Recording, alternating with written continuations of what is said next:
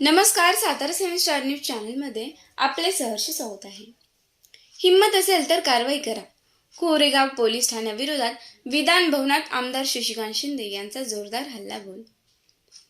Koregaon police ठाण्याच्या कार्यपद्धतीवरून सोमवारी विधान भवनात वातावरण चांगलेच तापले होते. राष्ट्रवादी काँग्रेस शरदचंद्र पवार पक्षाचे प्रदेशाध्यक्ष आमदार शशिकांत शिंदे यांनी लक्षवेधी सूचनेद्वारे हा मुद्दा उपस्थित करत पोलीस प्रशासन आणि सरकारवर जोरदार हल्लाबोल केला. पोलीस निरीक्षक घनश्याम बल्लाळ तसेच गुन्हे प्रकटीकरण शाखेतील अंमलदार नागराज कदम आणि अक्षय शिंदे यांच्या कामकाजावर गंभीर आरोप करत त्यांनी सरकारला थेट आवाहन दिले. या विषयावर सभागृहात तब्बल 18 मिनिटे जोरदार खंडाजंगी रंगली. कोरेगाव पोलीस ठाण्यातील कारभाराबाबत सातत्याने तक्रारी येत असून स्थानिक पातळीवर अनेक प्रश्न निर्माण झाले असल्याचे सांगत आमदार शिंदे यांनी सरकारला धारेवर धरले. पोलिसांकडून योग्य पद्धतीने गुन्हे दाखल केले जात नाहीत. काही प्रकारांमध्ये तक्रारदारांना न्याय मिळत नाही, तर काही ठिकाणी चौकशीच्या नावाखाली केवळ वेळ काढूपणा केला जात असल्याचा आरोप त्यांनी सभागृहात मांडले. यावेळी अधिवेशनादरम्यान सादर करण्यात आलेल्या पेनड्राईव्ह प्रकरणाचाही त्यांनी संदर्भ दिला. चौकशी दरम्यान संबंधित व्यक्तीला पोलीस निरीक्षकांकडून मोबाईलवरून करण्यात आलेल्या फोन कॉलचा मुद्दा उपस्थित करत त्यांनी त्या व्यक्तीचे निवेदन सभागृहात वाचून दाखवले. या प्रकरणामुळे पोलीस प्रशासनाच्या कामकाजावरच संशय निर्माण होत असल्याचे त्यांनी स्पष्ट केले. आमदार शिंदे यांनी सरकारवर थेट आरोप करत सांगितले की कोरेगाव पोलीस ठाण्याबाबत अनेकदा प्रश्न उपस्थित होऊनही सरकारकडून केवळ कागदोपत्री अहवाल दाखवून सभागृहाची दिशाभूल केली जात आहे. प्रत्यक्षात परिस्थिती वेगळी असताना पोलिसांनी पाठीशी घालण्याचे काम सुरू असताना आरोप त्यांनी केला आहे. या चर्चेत काँग्रेसचे आमदार भाई जगताप यांनीही उडी घेत पोलिसांच्या कामकाजावर तीव्र टीका केली. कायद्यानुसार गुन्हा दाखल करणे ही पोलिसांची जबाबदारी असून गुन्हा दाखल न करणाऱ्या अधिकाऱ्यांवर कठोर कारवाई झालीच पाहिजे, असे त्यांनी स्पष्ट केले. संबंधित पोलीस निरीक्षकाला तात्काळ निलंबित करण्याची मागणीही त्यांनी सभागृहात केली. सत्तेत कोण आहे यापेक्षा कायदा मोठा असतो, त्यामुळे कोणत्याही अधिकाऱ्याने राजकीय संरक्षण घेऊन काम करू नये, असेही त्यांनी स्पष्टपणे सांगितले. सरकारच्या वतीने उत्तर देताना गृहराज्यमंत्री डॉक्टर पंकज भोयर यांनी पोलीस महासंचालकांकडून कोरेगाव पोलीस ठाण्याबाबतचा अहवाल प्राप्त झाल्याची माहिती. या अहवालानुसार संबंधित पोलीस निरीक्षकांचे कामकाज समाधानकारक असून त्यांनी अवैध व्यवसायांवर कारवाई केली आहे, तसेच गुन्हेगारी नियंत्रणात ठेवण्यासाठी प्रयत्न केले असल्याचेही त्यांनी सांगितले. चौकशी सुरू असून अहवालानंतर आवश्यक ती कारवाई करण्यात येईल, असेही त्यांनी स्पष्ट केले. मात्र हे उत्तर ऐकताच आमदार शशिकांत शिंदे संतप्त झाले. सरकार केवळ अहवालांच्या आधारावर पोलिसांना वाचवण्याचा प्रयत्न करत असल्याचा आरोप करत त्यांनी सरकारला थेट आवाहन दिले. सरकारमध्ये खरोखरच हिंमत असेल तर संबंधित अधिकाऱ्यांवर कारवाई करून दाखवा, असे म्हणत त्यांनी सभागृहात जोरदार हल्लाबोल केला. दरम्यान चर्चेदरम्यान नामर्द या शब्दाचा वापरूनही सभागृहात वाद निर्माण झाला. या वक्तव्यावर उपसभापती डॉक्टर नीलम गोरे यांनी आक्षेप घेत तो शब्द मागे घेण्याचे निर्देश दिले. मंत्री सरकारच्या वतीने उत्तर देत असल्याने दोन्ही बाजूंचे म्हणणे ऐकणे आवश्यक असल्याचे सांगत त्यांनी सभागृहात शांतता राखण्याचा प्रयत्न केला. एकूणच कोरेगाव पोलीस ठाण्याच्या कार्यपद्धतीवरून विधान भवनात पुन्हा एकदा तीव्र राजकीय वाद पेटल्याचे चित्र पाहायला मिळाले. सातत्याने प्रश्न उपस्थित होत असतानाही पोलीस प्रशासनाविरोधात ठोस कारवाई होत नसल्याचे स्थानिक पातळीवरही नाराजी वाढत असल्याची चर्चा सुरू आहे. या प्रकरणात सरकार पुढे कोणती ठोस पावले उचलते आणि संबंधित अधिकाऱ्यांवर कारवाई होते का याकडे लक्ष लागले आहे. या असलेल्या लक्षवेधीमध्ये मागच्या वेळेला सुद्धा मी पेनड्राईव्ह दिला होता. राज्य सरकारच्या पाठबळामध्ये काही अधिकारी इतके मस्तवाल असतात, राजकीय पाठबळ मिळालं की सामान्यावर अत्याचार करणे आणि राजकीय संरक्षणाखाली अन्याय करण्याची भूमिका या ठिकाणी केली जाते. सभापतीमध्ये आम्ही सभागृहामध्ये हा विषय मांडतोय. या उत्तरामध्ये माझी हरकत आहे.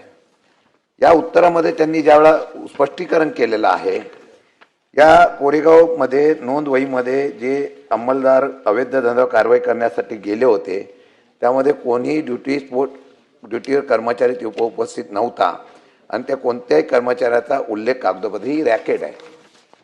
हा जो पोलीसवाला आहे हा मंत्री महोदय वसुली करतो, त्याची तिथं ड्युटी नाही. आणि परवाच्या दिवशी ह्या पॅन्ड्रॉची चौकशी झाली. या चौकशीमध्ये ज्याला चौकशीमध्ये बोलवलं त्यांनी वस्तुस्थिती इथं सांगितलेली आहे की या असलेल्या चौकशीमध्ये त्यांनी स्पष्ट शब्दात सांगितलंय, उल्लेख केला की मला कशा पद्धतीने या ठिकाणी बोलवलं गेलं. त्यांनी सांगितलेलं आहे अक्षय शिंदे नागराज कदमने पोलीस स्टेशनला बोलून माझ्याकडून पैसे घेतले, मारहाण केली आणि त्यांचा मोबाईल ट्रेस करा, ते तिथं होता अक्षय शिंदे.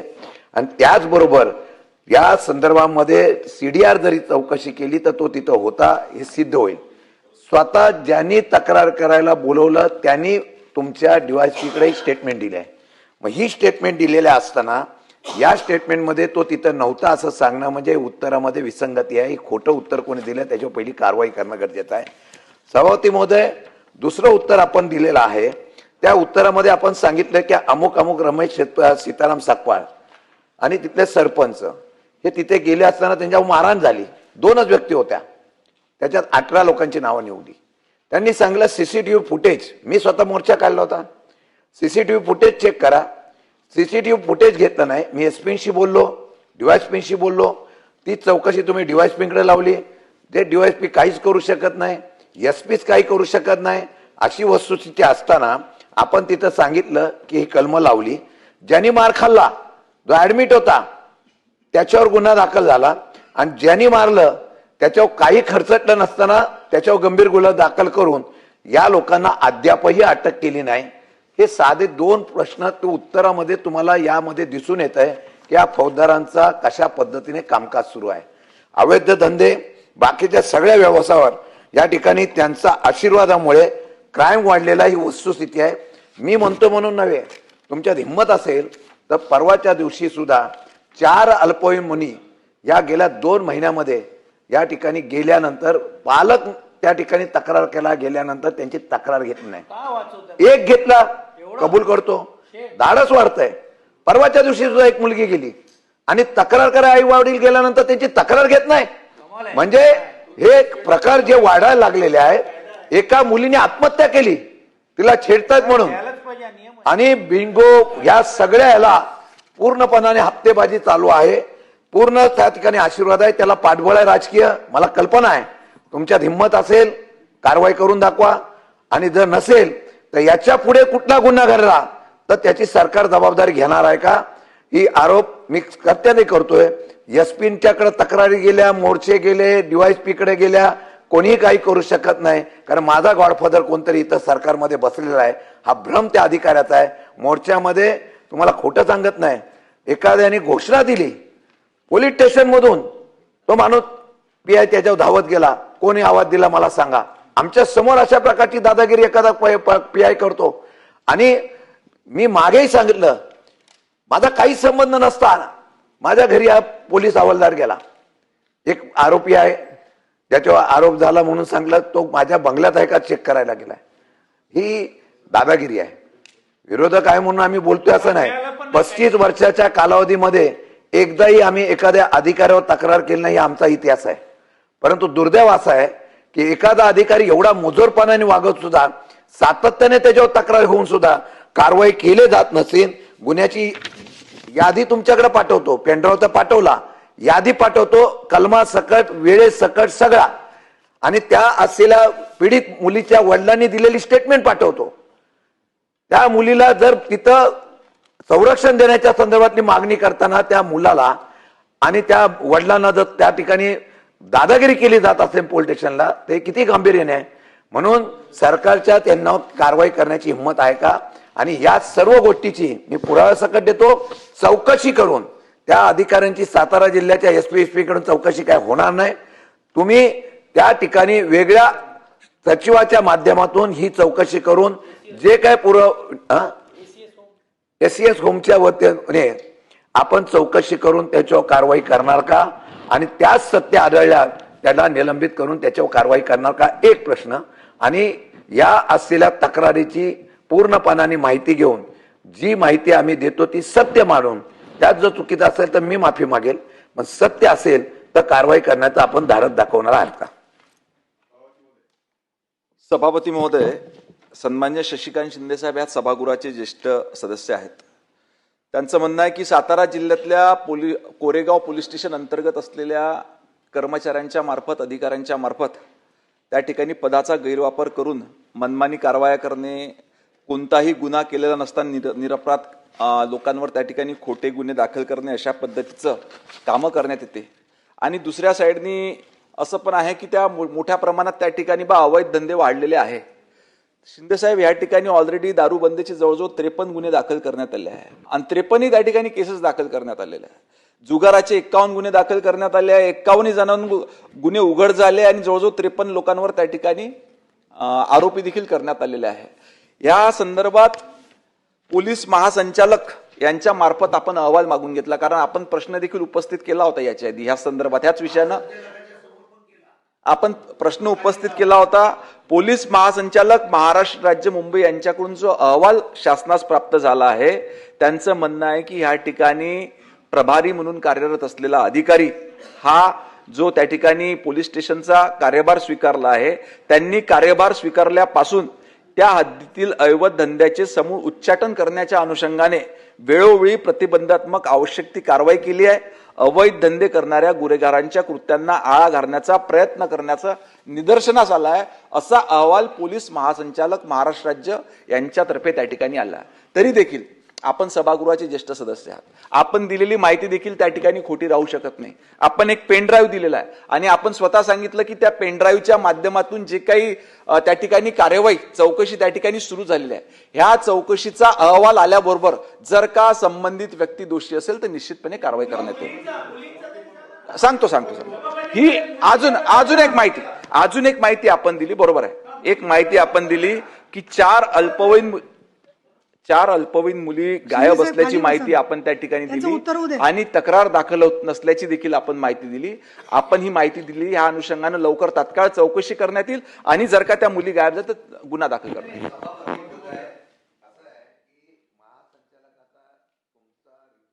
मानत असाल आणि हा दिलेला रिपोर्ट जर खरा मानत असाल तर मला खेद व्यक्त करावा लागतो. आम्ही ज्यावेळेला बोलतोय, मी मगाशी सांगितलं, राजकीय जीवनामध्ये 25 वर्ष आम्ही आहोत, पण कधी आम्ही कोणत्या अधिकाऱ्याच्या विरुद्ध कधी तक्रार केली नाही. पण ज्यावेळेला अति होतं त्यावेळेला आम्हाला आवाज उठवावा लागतो. मी कालची स्टेटमेंट आहे, वडील 3 दिवस जातोय तक्रार करायला, 17 वर्षाची मुलगी पळून नेली, 3 दिवस जातो, त्याची तक्रार घेतली नाही. याच्या अगोदर 2 महिन्या अगोदर झाले, आई वडील जाऊन सातत्याने पोलीस स्टेशनला बसतायत, त्याची तक्रार घेतली जात नाही. तुम्ही यांना पाठीशी घालता कशासाठी? चौकशी म्हणजे महासंचालकाचा अहवाल तुम्हाला खरा वाटत असेल, मी कालचं स्टेटमेंट देतो, त्यांनी स्टेटमेंट देताना सांगितलंय, मी एकच शब्द वाचून दाखवतो. त्यामध्ये त्याला बोलवलं, त्या गणेश प्रकाश जाधव, त्याला दबाव फार येतोय, पण त्यांनी सरळ सांगितलं की पहिलं मला मारलं आणि हे मारताना त्यांनी ड्राय डे असताना सुद्धा कुठे कुठे धंदा चालू आहे ते मला सांग म्हणून ह्या PI बल्लाळने त्याला फोन नंबर दिलाय आणि पेनड्राईव्ह मध्ये आहे आणि हे स्टेटमेंट तुमच्या डिपार्टमेंटच्या समोर त्यांनी दिलंय. मग महासंचालकांनी आणि तुमच्या स्टेटमेंटवर माझा आक्षेप एवढाच आहे, तुम्ही चुकीच्या माणसाला राज्याश्रय देऊ नका. क्राईम वाढतोय, लोकांना भीती राहिलेली नाही. वस्तुस्थिती सांगतो की कोणी यावं, तू इथे ये, तुझा धंदा चालू, यामुळे पूर्ण अडचणी आलेल्या. आमचं म्हणणं आहे, पहिला तिथून त्याला हटवा, चौकशी करा आणि जर तो चौकशीमध्ये निर्दोष आढळला परत त्याला तुम्ही वाटत अजून प्रमोशन करा. प्रभारी माणसाला 3-3 वर्ष होऊन गेल्यानंतर तिथं ठेवता. आणि मी सांगतो, तो शिंदे म्हणून आहे, तो शिंदे त्याचा संबंध नाही, तो हप्ता गोळा करतो, मी नावाने सांगतोय. आणि एवढं सांगून सुद्धा आपण सांगता की एवढ्या गोळ्या शोध लावलाय. माझं म्हणणं आहे की तुम्ही माझ्या उपरोक्ष जाऊन, आम्ही मोर्चा काढला, उपरोक्ष जाऊन तिथल्या असलेल्या डिपार्टमेंटला जाऊन तुम्ही चौकशी करा, लोकांमधून चौकशी करा. माझं म्हणणं आहे पहिलं त्याला बाजूला हटवा, चौकशी करा, दोषी आढळला तर निलंबित करा. आणि तुम्ही करणार नसाल तर उद्या एखादी घटना घडली, 3 मर्डर झाले आहेत, हाफ मर्डर पण झाले आहे, त्या आधी आरोपींना मोकळं सोडलं, कारवाई केली नाही. आणि दुर्दैव असं आहे, ज्या आरोपीला पहिला गुन्हा दाखल झाला ना, FIR दाखल केली ना कोर्टामधून, त्याला बेल दिला कोर्टाने 302 मधला, आणि नंतर त्यांना कळून आलं की 302चा आरोपी हा सुटला गेलाय. परत मग गुन्हा दाखल करण्याच्या संदर्भात नामुष्की या सरकारच्या आणि पोलीस डिपार्टमेंटला आलेली आहे. कोणाला वाचवता तुम्ही? आणि म्हणून माझी विनंती आहे, पहिलं त्याला तिथून हटवावं, चौकशी करावी, चौकशीमध्ये दोषी आढळला तर निश्चितपणे कारवाई करावी, नाही आढळला तर मी या सभागृहात माफी मागेल. परंतु तुम्ही राजाश्रय देण्याचा प्रयत्न केला तर दुर्दैवाने उद्या एखादी घटना घडली तर त्याला सरकार जबाबदार राहील. ती जबाबदारी तुम्ही स्वीकारणार का? सभापती महोदय, जे सरकार हे राज्य चालवत असतं निश्चितपणे ते जबाबदार असतं प्रत्येक गोष्टीला. आणि ह्या ठिकाणी शिंदेसाहेब कोणालाही राजाश्रय देण्याचा प्रश्न येत नाही. आपल्याला माहिती आहे, मागच्या 10 ते 11 वर्षापासून हे राज्य सन्मान्य मुख्यमंत्री देवेंद्र फडणवीस साहेबांच्या नेतृत्वात या ठिकाणी गृह विभाग काम करतो. आणि जेवढ्या पारदर्शक पद्धतीनं त्यांच्या नेतृत्वात हा विभाग काम करतो, याच्या आधी कदाचितच एवढ्या पारदर्शक पद्धतीने ह्या विभागानं काम केलं असेल. आपण म्हटलं एवढे मोठे गुन्हे आज लोक निर्भीड होऊन त्या ठिकाणी तक्रार करण्याकरता समोर येतात, आणि झालेला अन्याय, कारण त्यांना आत्मविश्वास आहे की त्या ठिकाणी सरकारकडनं आपल्याला न्याय मिळणार आहे. आपण जी माहिती दिली याच्याबद्दल देखील आम्ही संवेदनशील आहोत की त्या 4 अल्पवयीन मुली गायब आहे, अजून तक्रार झाली नसेल तर आता ही बैठक झाल्याबरोबर सभागृहातून बाहेर मी स्वतः त्या ठिकाणी चौकशी करेन, तातडीनं गुन्हा त्या ठिकाणी दाखल करण्यात येईल निश्चितपणे. परंतु आपण जे सांगतायत की आता आपणच दिलेल्या पेन ड्राईव्हची चौकशी त्या ठिकाणी सुरू झाली, आपण स्वतः म्हणणार की त्या ठिकाणी त्या चौकशीमध्ये जर का तो व्यक्ती गुन्हेगार आढळला, तो कुठलाही अधिकारी असो, कोणालाही त्या ठिकाणी राजश्रय देण्याचा प्रश्नच उद्भवत नाही. त्या पेनड्राईव्हने, आपण दिलेल्या पेनड्राईव्हच्या अनुषंगाने त्या ठिकाणी चौकशी सुरू झालेली आहे. त्या चौकशीत तो दोषी आढळल्याबरोबर तातडीनं त्याच्यावर कार्यवाही करण्यात येईल.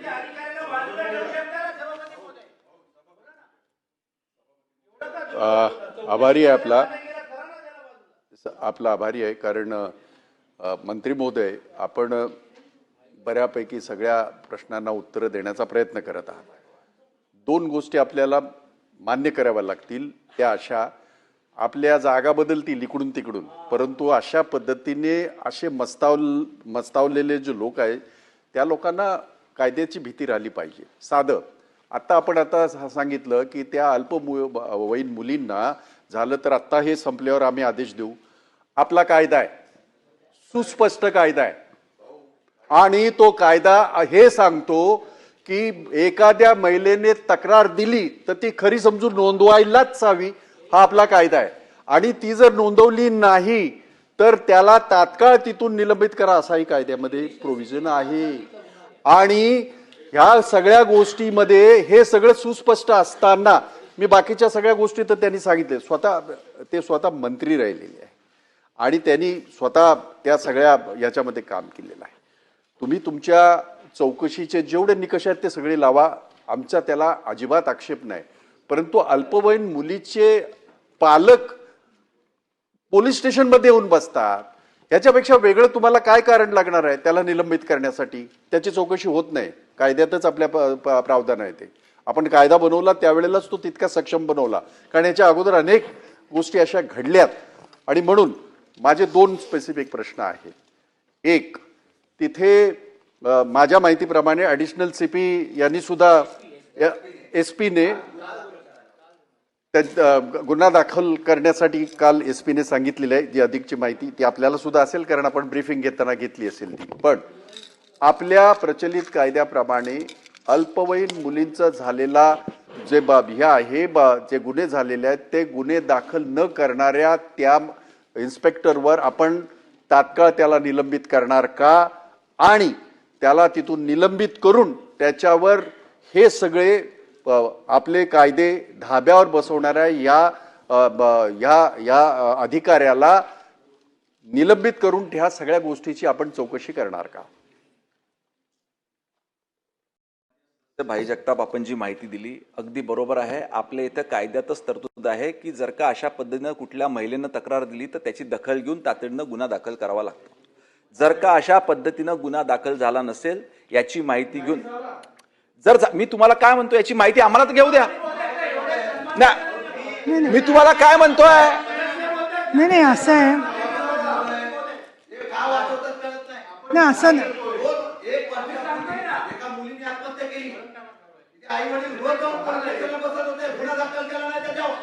नाही असं एक मिनिट तुम्हाला असत्य धरलेलं नाही आहे. मंत्री महोदयांची मी बाजू घेण्याचा प्रश्न नाहीये, पण ते सातत्याने सांगतात की मी चौकशी करून कारवाई करतो. तर तुमचं सत्य मानलंय म्हणूनच चौकशीचं म्हणणं ते मान्य केलंय ना. त्यामुळे अशा वेळेला आपण तिथलं नाही ते चौकशी करून दोन गोष्टी सेपरेट. शासनाचं काम न्याय देण्याचं काम आहे. दोन्ही बाजू तपासणं आवश्यक आहे. स्थानिक राजकारणामुळे जर का एखाद्या अधिकाराचा बळी जात असेल तर ते देखील बरोबर नाहीये. त्याच्यामुळे चौकशी केली पाहिजे. सभापती महोदय, जी काही चौकशी करून निश्चितपणे कारवाई करण्यात येईल. ऐकून घ्या. नाही हरकत कशाबद्दल घेतली, कुठल्या नियमाने हरकत घेतली तुम्ही, कुठल्या नियमाने? स्थानिक राजकारणाचा कधी मी फायदा घेतलेला नाही. अति झालेला आहे. तुम्ही स्थानिक राजकारणाचा कोण त्याला सन्माननीय शिंदे साहेब, नाही पण तुम्ही नामर्द वगैरे हा शब्द बरोबर नाही. अहो शिंदे साहेब, सन्माननीय शशिकांतजी शिंदे, अहो शशिकांतजी शिंदे, हिमतीचा प्रश्न त्यांनी परत सांगितला. तुम्ही आता हे पहा एक मिनिट 4-5 वेळेला बोलत असताना तुम्ही त्यातलं सत्य तुमच्या जे तुम्हाला दिसतंय ते मांडलं. त्यामध्ये तुम्ही प्रत्येक वेळेला सारखं म्हणताय की हिंमत दाखवा. मुद्दा असा आहे की चौकशी करून त्याच्यावरती कारवाईची हिंमत ते मंत्री असल्यामुळे त्यांना दाखवायलाच लागणार आहे. त्यामुळे हिंमत दाखवा. सभागृहामध्ये इथल्या इथे त्यांना निर्णय करता येणार नाहीये, ते परत सांगतायत. पण चौकशी सांगितलं त्यांनी, चौकशीचं मान्य केलं. त्यांनी 3 दिवसाआधी पेनड्राईव्ह दिला. त्या पेनड्राईव्हच्या अनुषंगाने चौकशी त्या ठिकाणी सुरू झाली आहे. जसाही तो अहवाल प्राप्त होईल, कारण पहिला अहवाल त्या ठिकाणी पोलीस महासंचालकाकडनं आलाय. असं नाहीये की या ठिकाणी चौकशी केली नाही. पोलीस महासंचालकाकडनं चौकशी केली. त्यांचा अहवाल आला की त्या पद्धतीचं काम त्या ठिकाणी होत नाही. तरी देखील सन्माननीय सदस्यांच्या निवेदनावर विश्वास ठेवून पुन्हा एकदा चौकशी करून जर का अहवाल प्राप्त झाला तर निश्चितपणे कारवाई करू. ठीक आहे.